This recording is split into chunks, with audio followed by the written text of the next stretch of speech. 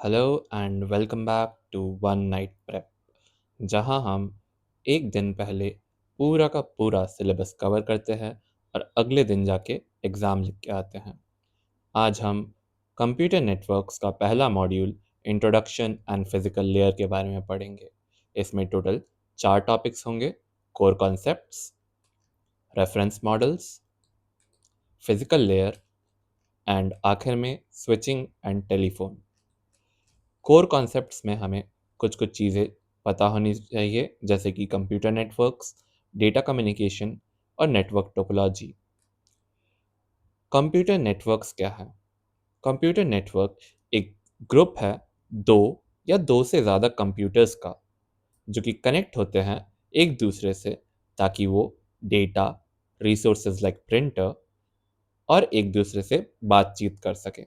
Okay, अगर मैं आपको एग्जांपल दूं, तो आपको कंप्यूटर नेटवर्क को एज अ हाईवे सिस्टम की तरह ट्रीट करना चाहिए। कैसे? कंप्यूटर जो है वो एक शहर है, और जो केबल्स और वायर्स है जो उन कंप्यूटर्स को जोड़े हुए हैं, वो रास्ते हैं जो उन शहरों को जोड़ते हैं। आई होप आपको ये इमेज आपके दिमाग में बन रहा होगा। फिर आता है डेटा कम्युनिकेशन। डेटा कम्युनिकेशन एक प्रोसेस है जिसमें हम डेटा को सेंड या रिसीव करते हैं between two devices using transmission medium like a wire और एयर। इसके टोटल 5 कंपोनेंट होते हैं: सेंडर, रिसीवर, मैसेज या जो डेटा हम ट्रांसफ़र कर रहे हैं, ट्रांसमिशन मीडियम और प्रोटोकॉल। प्रोटोकॉल यानी कम्युनिकेशन के वो रूल्स जो हमें फॉलो करने चाहिए। फिर आता है नेटवर्क टोपोलॉजी। नेटवर्क टोपोलॉजी कई प्रकार के होते हैं, जैसे कि बस, स्टार, रिंग, मैश और हाइब्रिड। सबसे पहले हमें ये जानना ज़रूरी है कि टोपोलॉजी क्या है। टोपोलॉजी एक फिजिकल या लॉजिकल अरेंजमेंट है डिवाइसेस का एक नेटवर्क में। बेसिकली वो एक दूसरे से कैसे कनेक्ट होते हैं, इस बारे में हमें टोपोलॉजी से पता चलता है। सबसे प्राइमरी नेटवर्क टोपोलॉजी होता है बस टोपोलॉजी, जिसमें जितने भी सारे डिवाइसेस हैं एक मेन सिंगल केबल शेयर करते हैं। ये सिंपल होता है, बट अगर ये मेन केबल ब्रेक कर जाए तो पूरा का पूरा सिस्टम फेल कर जाता है। ये है डायग्राम बस टोपोलॉजी का। फिर आता है स्टार टोपोलॉजी। स्टार टोपोलॉजी में सारे नेटवर्क्स या नोड्स या कंप्यूटर्स एक सेंट्रल हब से कनेक्टेड रहते हैं, और ये आज के टाइम का सबसे कॉमन टोपोलॉजी है। इसमें अगर एक डिवाइस फेल भी कर जाए तो पूरा सिस्टम क्रैश नहीं करता, नॉर्मली चलता है। बट इसका एक डिसएडवांटेज है कि अगर जो हब है वो फेल कर जाए तो पूरा का पूरा सिस्टम फेल कर जाएगा। यह है स्टार टोपोलॉजी का डायग्राम। फिर है रिंग टोपोलॉजी। रिंग टोपोलॉजी में जो डिवाइसेस होते हैं एक सर्कल फॉर्म करते हैं, और डेटा वन डायरेक्शन में ट्रैवल करता है अराउंड द रिंग, ऐसा कुछ। इसमें भी बस टोपोलॉजी की तरह एक प्रॉब्लम है कि अगर एक भी कंप्यूटर या एक भी डिवाइस क्रैश करे तो पूरा का पूरा सिस्टम क्रैश कर जाता है। ओके, फिर आता है मैश टोपोलॉजी। मैश टोपोलॉजी सबसे ज़्यादा I would say comprehensive topology है, क्योंकि इसमें जितने भी डिवाइसेस होते हैं सारे एक दूसरे से कनेक्टेड रहते हैं, और ये काफ़ी रिलायबल है। मतलब इसको क्रैश करना ऑलमोस्ट इम्पॉसिबल है। बट सिंस ये काफ़ी ज़्यादा आई वुड से, जब किसी का बहुत ज़्यादा प्रोज होते हैं उसके कॉन्स भी कुछ रहते हैं। तो सिंस इसको इसकी कोई भी कमज़ोरी नहीं है, इसकी सबसे बड़ी कमज़ोरी है इसका एक्सपेंसिवनेस। ये डिज़ाइन करना काफ़ी ज़्यादा कॉम्प्लेक्स और काफ़ी ज़्यादा एक्सपेंसिव पड़ता है रियल वर्ल्ड एप्लीकेशन में। और आखिर में आता है ओके, ये है मेश टोपोलॉजी का डायग्राम। मेश टोपोलॉजी के लिए एक फॉर्मूला होता है कंप्लीट मैप्स का, के मैप्स का। वो होता है n times n-1 divide by 2, जहाँ पे n है नंबर ऑफ डिवाइसेस।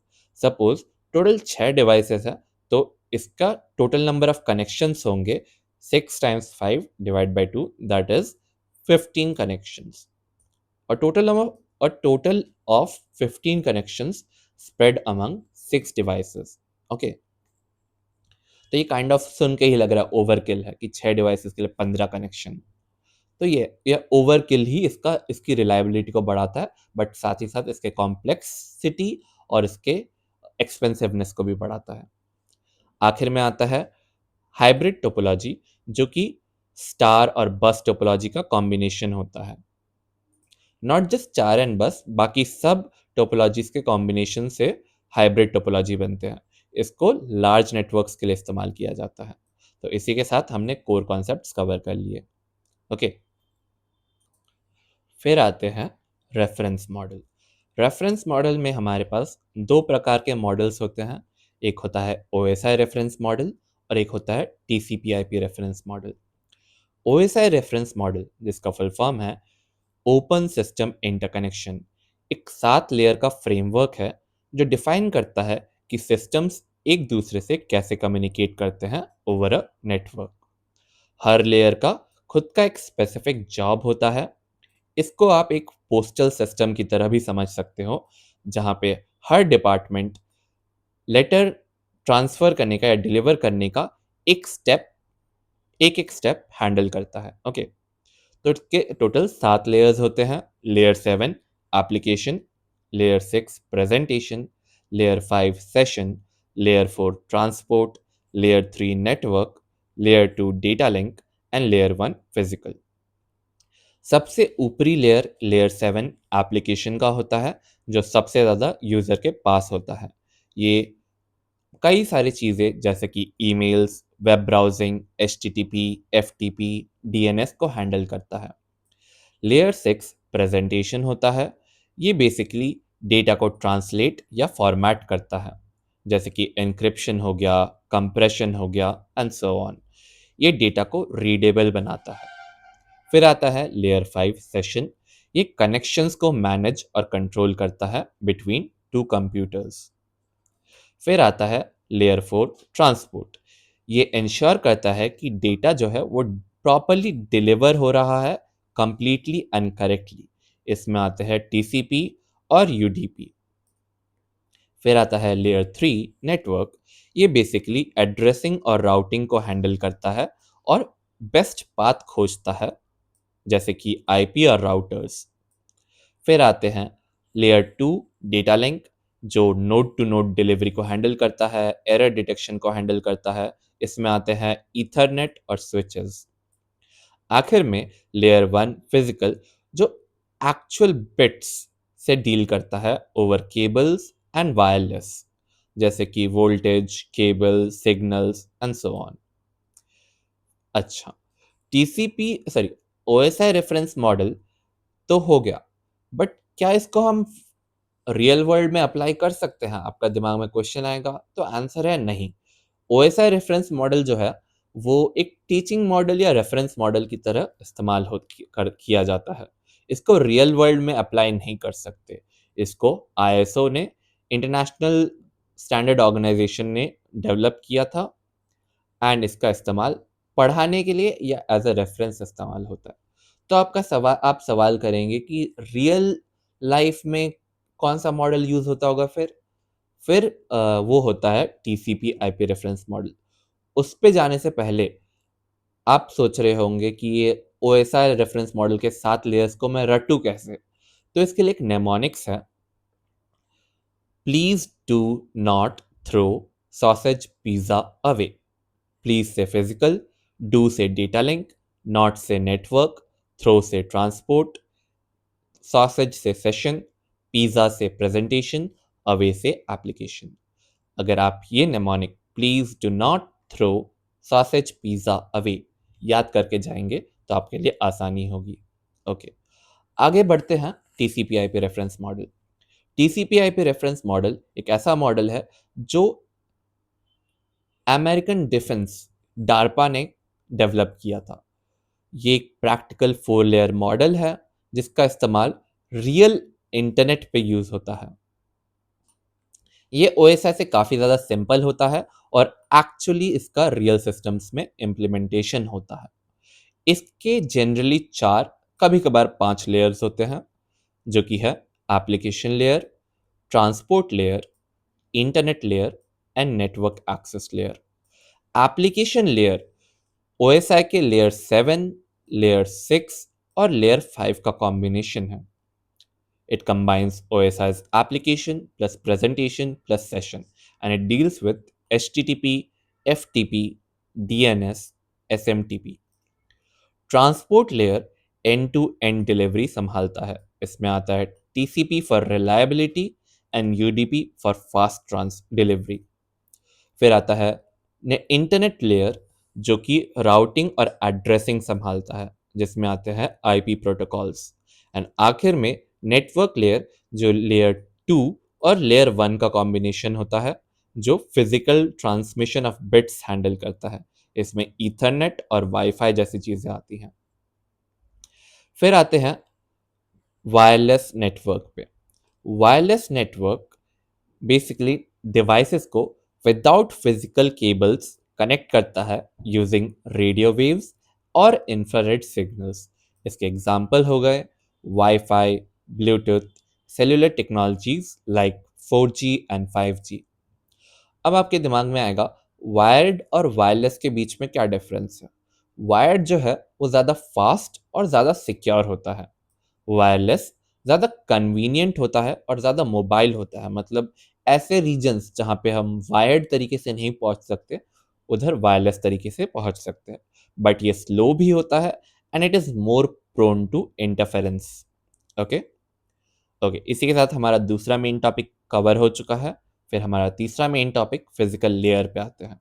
इसमें हम analogue data, digital data, analogue signal, digital signal, analogue transmission, digital transmission के बारे में पढ़ेंगे। तो एनालॉग डेटा क्या है? एनालॉग डेटा एक कंटिन्यूअस डेटा है और ये कोई भी वैल्यू ले सकता है, जैसे कि साउंड ऑफ ह्यूमन वॉइस, जो कि एक स्मूथ और फ्लोइंग डेटा है। और डिजिटल डेटा डिस्क्रीट डेटा होता है। इसके दो ही स्पेसिफिक वैल्यू होते हैं, 0 और 1, जैसे कि जो कंप्यूटर यूज करता है। फिर आते हैं एनालॉग सिग्नल और analogue digital signal. Analogue signal एक कंटिन्यूअस वेव होता है जो स्मूथली वैरी करता है over time, like sine wave. Digital signal एक ऐसा सिग्नल होता है जिसके दो ही स्टेट्स होते हैं, हाई और low. Basically this is something analog signal is like, and this is something digital signal is like. Okay, so फिर आता है एनालॉग ट्रांसमिशन और digital transmission. Analogue transmission basically analogue signals को शेयर करता है और इसमें एम्पलीफायर्स का इस्तेमाल होता है जो उनको उन सिग्नल्स को बूस्ट करते हैं। बट प्रॉब्लम ये है कि जो एम्पलीफायर्स हैं वो नॉइज़ को भी बूस्ट कर देते हैं, इसलिए एनालॉग ट्रांसमिशन का लॉन्ग डिस्टेंस ट्रांसमिशन में कम इस्तेमाल होता है। तो लॉन्ग डिस्टेंस ट्रांसमिशन के लिए हम कौन सा ट्रांसमिशन इस्तेमाल करते हैं? हम डिजिटल ट्रांसमिशन का इस्तेमाल करते हैं, जिसमें हम डिजिटल सिग्नल्स को शेयर करते हैं। और इसका इस्तेमाल, इसमें रिपीटर्स का इस्तेमाल होता है जो सिग्नल्स को रीजनरेट करते हैं, क्लीन सिग्नल्स को। सो बेसिकली लॉन्ग डिस्टेंस में हमें बेटर क्वालिटी मिलता है। ओके, हमने पढ़ तो लिया कि ट्रांसमिशन सिग्नल, तो ट्रांसमिट कैसे करेंगे? तो ट्रांसमिशन मीडिया दो तरीके से होते हैं। एक होता है गाइडेड और वायर्ड, और एक होता है अनगाइडेड और वायरलेस। गाइडेड में तीन प्रकार के ट्रांसमिशन मीडिया आते हैं: twisted pair cable, coaxial cable, fibre optic cable. Twisted pair cable के भी दो रूप होते हैं, एक होता है शील्डेड ट्विस्टेड पेयर केबल और एक होता है unshielded twisted pair cable. Fibre optic cable के भी दो रूप होते हैं, single model fibre optic cable and multi modal fibre optic cable. Okay, तो ट्रांसमिशन मीडिया क्या है? ये एक गाइडेड मीडिया है जो सिग्नल्स को through a physical medium carry करता है, लाइक वायर्स एंड केबल्स। तो इसके तीन टाइप होते हैं, जैसा मैंने बोला, twisted pair, coaxial and fibre optic. Twisted pair cable में दो कॉपर वायर को एक दूसरे के ऊपर ट्विस्ट किया जाता है, कुछ ऐसे, लाइक फोन केबल्स। ये चीप पड़ता है बट इसका लिमिटेड बैंडविड्थ होता है। इसका इस्तेमाल लैन यानी कि ईथरनेट में होता है। फिर आता है कोएक्सियल केबल। कोएक्सियल केबल में सेंटर में एक थिक सेंट कॉपर वायर होता है जो इंसुलेशन से सराउंडेड होता है और बाहर की तरफ मेटल शील्डिंग होती है, कुछ ऐसा। बीच में ब्राउन कलर का सेंट्रल कॉपर वायर, उसके ऊपर ब्लू कलर का इंसुलेशन एंड सबसे बाहर के ऊपर मेटल शील्डिंग ब्लैक कलर का। इसके पास इंटरफेरेंस से ज़्यादा बेटर शील्डिंग होती है और इसका इस्तेमाल केबल टीवी में होता है। आखिर में आता है fibre optic cable. Fibre optic cable data को as a light pulses share करता है थ्रू अ ग्लास फाइबर। ये काफ़ी ज़्यादा फास्ट होता है और काफ़ी लंबे रेंज के लिए इस्तेमाल कर सकते हैं, क्योंकि इसमें जो लाइक व्हाट डू वी से, what was the term, efficiency rate, या एफिशिएंसी रेट ओवर 99% होता है। इसलिए जो डेटा है वो लाइक लॉस्ट नहीं होता। And it is immune to electrical interferences and it is the most advanced guided medium. उसका कुछ ऐसा डायग्राम होता है। ओके, फिर आते हैं ट्रांसमिशन मीडिया इन अनगाइडेड और वायरलेस फॉर्म। तो अनगाइडेड वायरलेस फॉर्म में भी तीन रूप आते हैं: रेडियो वेव्स, माइक्रोवेव्स और infrared. Okay, so unguided media which transmits signals through air without cables is the unguided media. Okay, इसके तीन टाइप्स होते हैं: radio waves, microwaves, infrared. Radio waves काफ़ी लो फ्रीक्वेंसी के होते हैं, माइक्रोवेव हाई फ्रीक्वेंसी के होते हैं एंड इंफ्रारेड माइक्रोवेव से भी ज़्यादा हाई फ्रीक्वेंसी के होते हैं। रेडियो वेव हर डायरेक्शन में ट्रैवल कर सकते हैं, बट माइक्रोवेव और इंफ्रारेड सिर्फ एक सिंगल स्ट्रेट लाइन में ही ट्रैवल कर सकते हैं, line of site. Radio wave can pass through walls, but infrared can not pass through walls. Radio wave का रेंज काफ़ी ज़्यादा होता है, इंफ्रारेड का काफ़ी कम होता है। रेडियो वेव का इस्तेमाल एएम एफएम रेडियो, वाईफाई इन सब में होता है। माइक्रोवेव्स का काम सैटेलाइट, मोबाइल नेटवर्क्स इनमें होता है। और आखिर में इंफ्रारेड, सिंस इनका काफ़ी छोटा रेंज होता है तो टीवी रिमोट्स में इस्तेमाल होते हैं। तो इसी के साथ हमारा फिजिकल लेयर का भी ख़त्म होता है। ओके, आखिरी टॉपिक है स्विचिंग एंड टेलीफोन। इसमें हम circuit switching, space division switch, time division switch और टेलीफोन नेटवर्क के बारे में पढ़ेंगे। सर्किट स्विचिंग क्या है? सर्किट स्विचिंग में आपके लिए डेडिकेटेड पाथ होता है between a sender and a receiver during the entire duration of communication. And मज़े की बात यह है कि जो पाथ है वो आपके लिए एक्सक्लूसिवली रिजर्व्ड रहता है अगर आप बात नहीं भी कर रहे हो तो। ओके, एंड इसका एग्जांपल हो गया telephone call. Traditional telephone network इसका इस्तेमाल करते हैं। फिर आता है, wait a minute,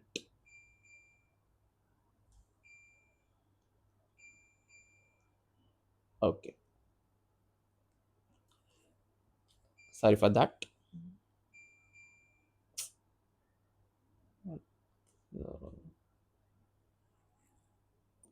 sorry about that. Okay, let's continue. हमने सर्किट स्विचिंग क्या है पढ़ लिया। अगला टॉपिक है स्पेस डिवीजन स्विच।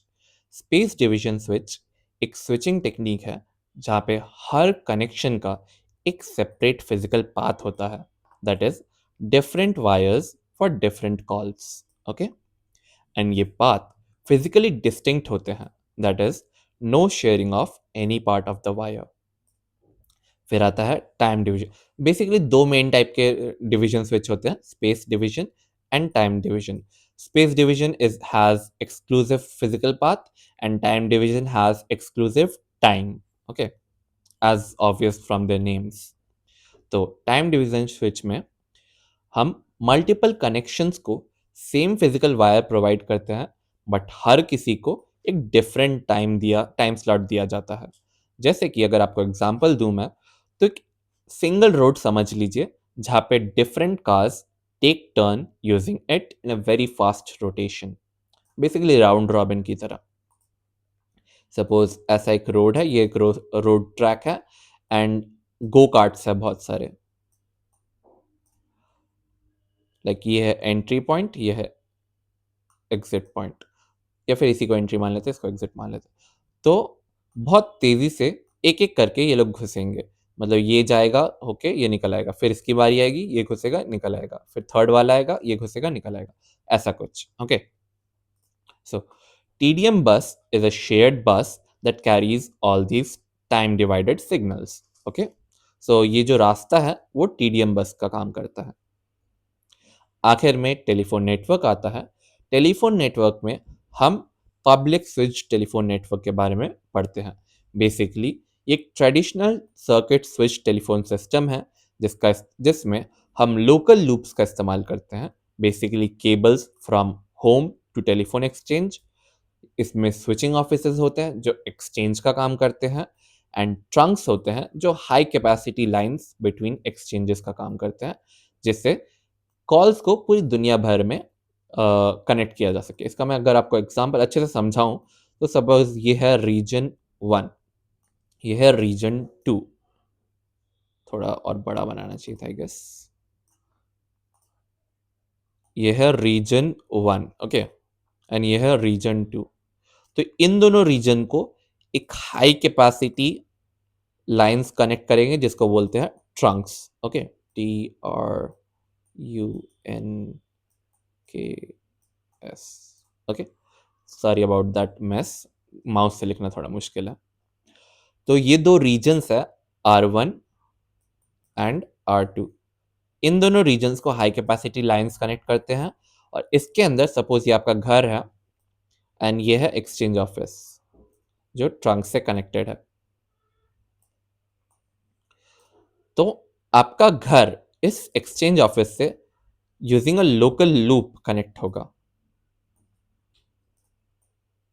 ओके, तो यहां से डेटा एक्सचेंज के पास जाएगा, फिर एक्सचेंज से होते हुए दूसरे रीजन में जाएगा, उस एक्सचेंज से आपसे जिससे बात करनी है उसके पास जाएगा, और फिर ये सेम रिसीवर के लिए भी होता है। ये तो सपोज ये सेंडर लाइन हो गया, ये हो गया रिसीवर लाइन, ये आपके लिए, उसके लिए ये रिसीवर लाइन सेंडर लाइन है, और आपका सेंडर लाइन रिसीवर लाइन है।